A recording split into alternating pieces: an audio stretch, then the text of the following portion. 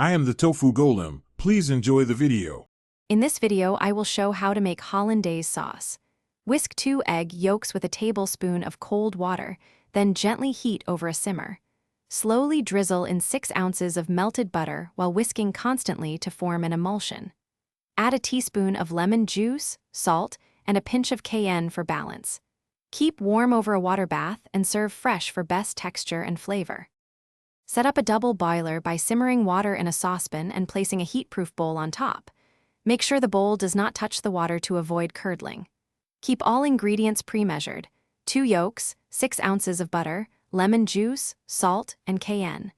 Use a whisk and a steady hand for gradual incorporation. Work patiently and adjust heat to maintain a gentle warmth without cooking the eggs. If your hollandaise splits, don't panic. Whisk in a teaspoon of warm water or an extra yolk to re-emulsify. Keep the temperature low and constant because high heat will scramble the eggs. Taste and adjust seasoning carefully, adding a bit more lemon or salt as needed.